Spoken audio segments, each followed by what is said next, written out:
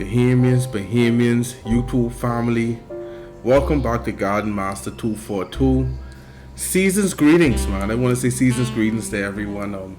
I have my Christmas tree set up.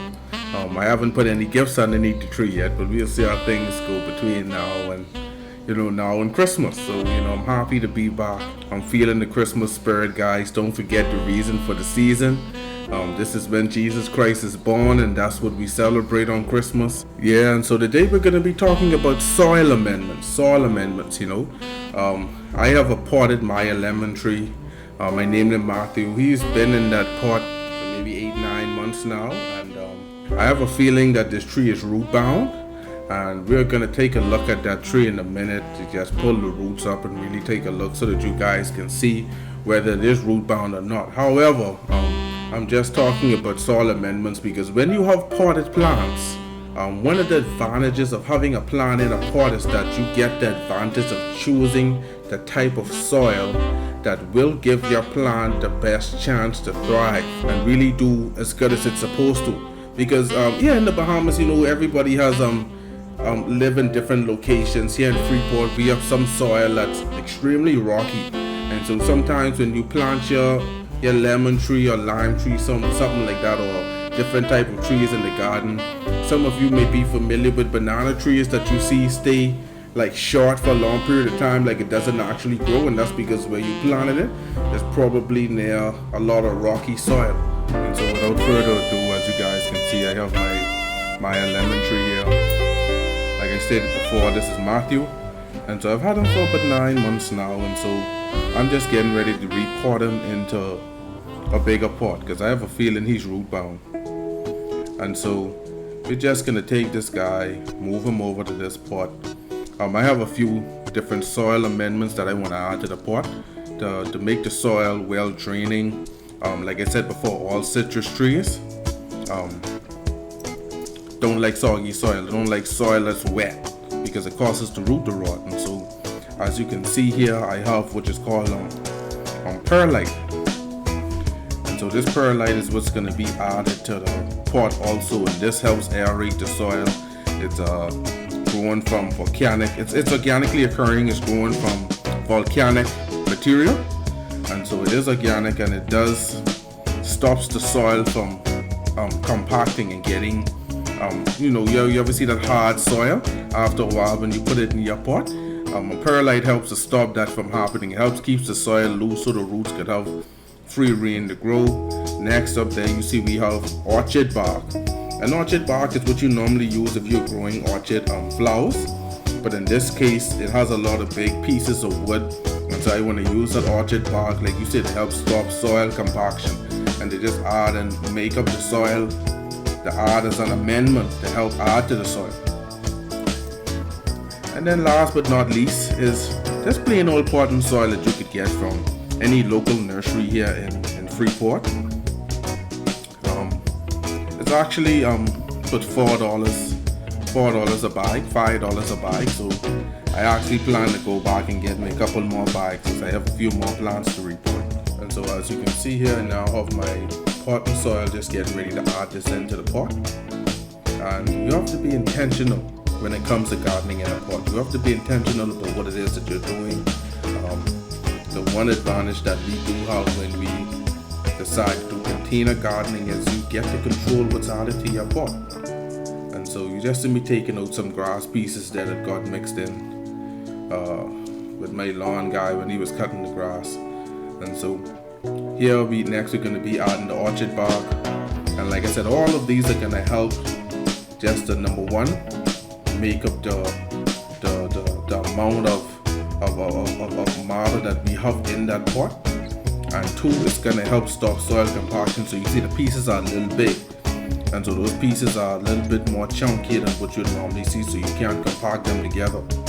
So as you guys can see, I'm just adding in the perlite, and like I said before, this is just organically occurring volcanic material. And so this really helps to aerate the soil. It helps keep air and allows oxygen to get into the soil. And so it stops the soil from compacting, so that when you water it, it helps with the drainage also. So the water It would retain some moisture, not the perlite itself, but the soil. But it wouldn't allow the soil to get to the point where it's considered soggy or wet all the time. It actually allow the soil to dry out. And for any citrus tree that you're growing, especially if you're growing in pots, you need to look out for root rot. You do not want your citrus trees to become rotted because it's constantly sitting in soggy soil. And so as you can see here, I'm just mixing this pot together. I'm just mixing all of the ingredients, all the different soil amendments together. And so I'm just gonna continue to mix this. You're gonna see me mixing it, making sure that everything is well incorporated. Get that perlite all through the soil, that orchid bark, the potting soil, getting everything, just well mixed together. And so now the next step is gonna be to move this Maya lemon tree over into this new pot. Okay guys, and so now I'm going to take Matthew, and you can see me here just trying to slide him out gently from the pot that he's been in for most of his life. And as you can see here, if you look at this pot, you can see at this plant, you can see that this tree is, these roots it is root bound. And so it was time for this pot to change out.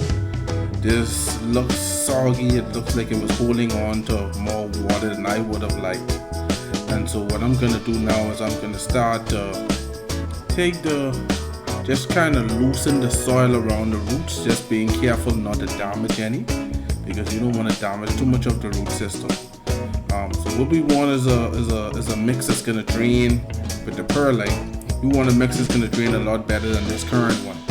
So as you can see, there doesn't seem to be any perlite in this or anything that's going to help aerate the soil, and as a result, it's actually going to end up causing the roots to rot. They're not going to be able to breathe, and so the roots wouldn't be healthy.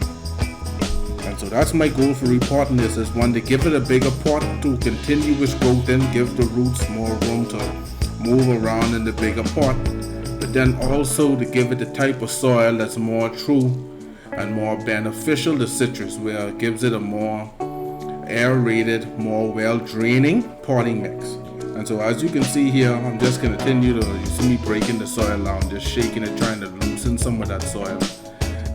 Another way to loosen the soil would just be to take that entire root ball and just dip that into some water. Just dip that into a bucket of water, and most of the soil would have dissolved away, just leaving the roots exposed. But I didn't want to do that. In this case, I actually wanted to keep some of that potting soil, and what that does is to help the plant, help to prevent the transplant shock, and just keep some of the original soil that this Maya lemon tree is familiar with. So I just want to keep this soil that Matthew was familiar with, and that will help with its transplant. Okay, so I'm now in the finishing stages with this Maya lemon tree repotting project. And as you can see, I have some tree stems, and you see them bending because of the weight of the lemons that is trying to grow. And this is a young tree, and so they usually say, or some people say, that you don't repot a Maya lemon tree because there's lemons on it. However, if you come across a tree that's root bound, I would because this tree is young, I would definitely recommend you repotting this tree. I would rather cut the fruits off until that branch is strong enough to hold on to the fruit that it's carrying anyway, rather than risk that branch being torn off or broken, because it can't support the weight of that lemon as those lemons get bigger. And so that's just something for you to consider. And you can see that the repotting is finished. I just kind of backfilled some of the space around the lemon tree with the soil that was in the older pot, and I incorporated all that together just to help with the transplant shock of the tree. And so this is typically what you would do, and this is the advantages of having a pot, is that you can find the right soils and nutrients and minerals, fertilizers, stuff like that, to give your tree the best chance to survive going forward in the pot that it's in. So that's it as far as repotting this Maya lemon tree is concerned. But there will definitely be a part 2 to this video talking about each type of soil amendments and why they're so important, what they're good for, and stuff of that nature, and why you should add them to your garden.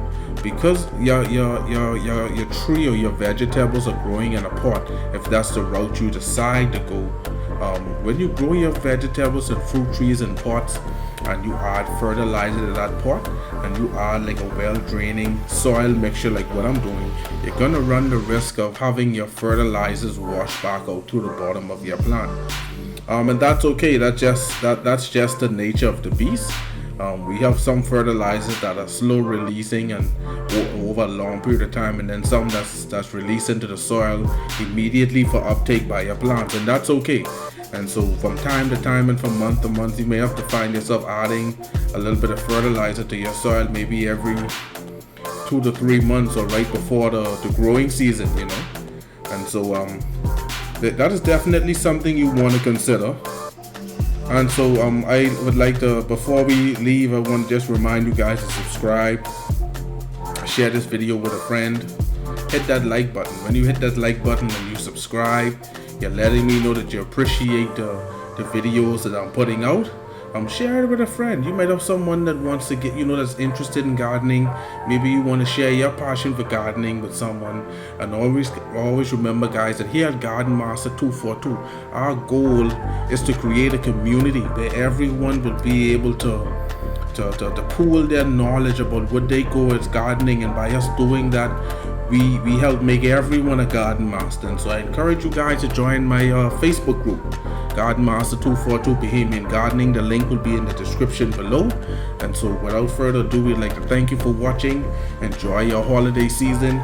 Remember the reason for the season: Jesus Christ is Lord. Peace out.